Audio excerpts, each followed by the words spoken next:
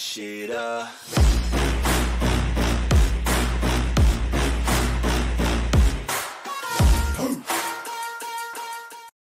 What is your profession?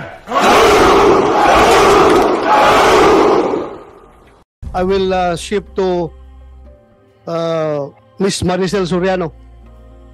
Ma'am, okay lang sa'yo? Magtatanong ako sa'yo? Ha? Relax ka na? Okay? Sige. Ma'am, sa mga nag-viral na dokumento na nagdadamay sa pangalan mo, sa tingin mo ba may katotohanan ang mga nasabing dokumento? Sa tingin mo?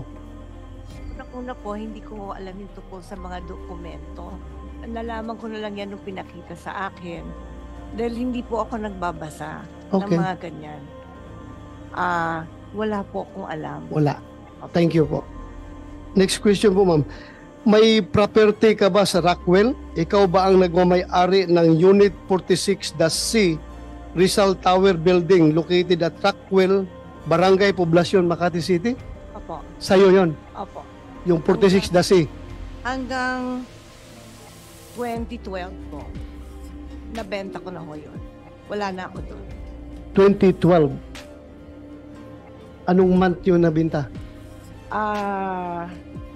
Hindi ho ako sigurado sa month, pero yung year naalala ko. So, your pre-ops is 2012, Your Honor. 2012. Yes, sir. 2012. 2012. So, bininta mo na after 2012? Binenta ko po siya noong 2012. Yun lang po ang naalala ko. Okay. But then you admit na you are the owner and at the same time the occupant of such unit, yung Unit 46, the C. 2012, bininta mo. Yes, Your Honor. And your pre-ops was 2012? 2012. Your 2012. Honor. March 11. Okay. Thank you.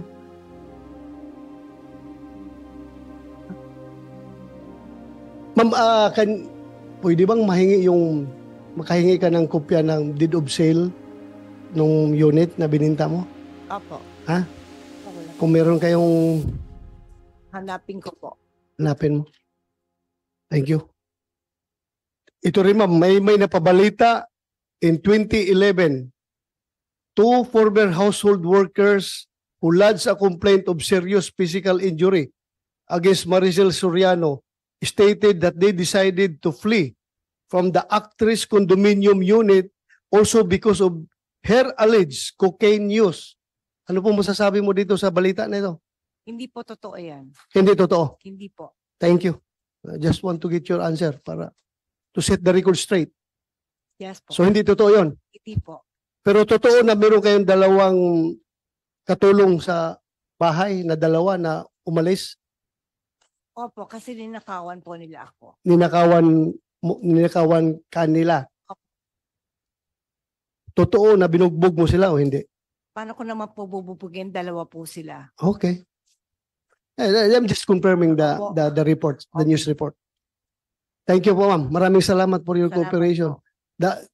So far, that would be all as far as this committee is concerned. Yung confirmation mo lang as to the ownership and occupancy of that unit in the year 2012 when that pre-ops was initiated by Agent Morales. Ma'am, maraming salamat sa pag-attend mo dito. Thank you very much. Kahit na hindi mukhang wala ka sa magandang kondisyon, you tried to be here. Maraming salamat. Maraming salamat po, Mr. Chair. Ma'am, pwede ka nang magpahinga. Chair, meron lang siyang gustong basahin. You want to, go ahead. Opo, pwede daw niyang Yes. basahin lang yung Pero, gustong please. basahin niya. Opo. basahin. Please, pakibasa. Magandang umaga po sa mga kagalang-galang ng mga senador at sa lahat po ng nandito ngayong araw. Ako po ay nakatanggap ng imbitasyon galing po kay Senador Bato de la Rosa para magbigay ng komento tungkol sa issue na pinag-uusapan dito sa hearing.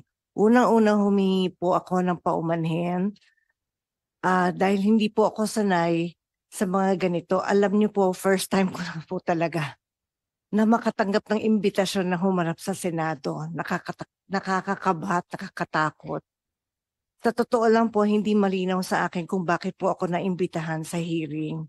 Nagtataka lang po ako dahil lahat po ng tumestigo dito ay nagsabing na-verify ang impormasyon, hindi na-verify ang impormasyon ni Mr. Morales at walang investigasyon na naganap. Pasensya na po kung nalilito po talaga ako dito.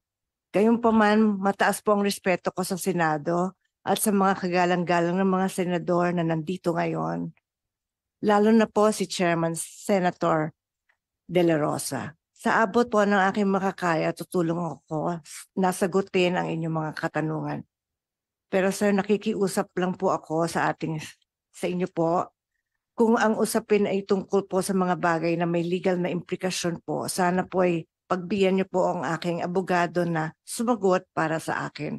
Hindi man po ako abogado, sir. At sa usapang legal, mas nararapat po yata na ang abogado ko na lang po ang sumagot at magpaliwanag. Kung magkaroon man ho ng legal question, pinapahintulutan ko pong magsalita para sa akin si Attorney Agnes Maranan. Maraming salamat po, sir. Thank you, ma'am. Hindi na mangyari yan dahil sinagot mo na ako kanina eh. Thank you for answering my questions. Salamat talaga. You are answering the questions with all honesty. Thank you very much. Thank you po, sir. Ma'am, pwede ka na siguro magpahinga kasi Salamat kanina ka po. patis na tins dyan. Salamat Pahinga ka po, muna. sir.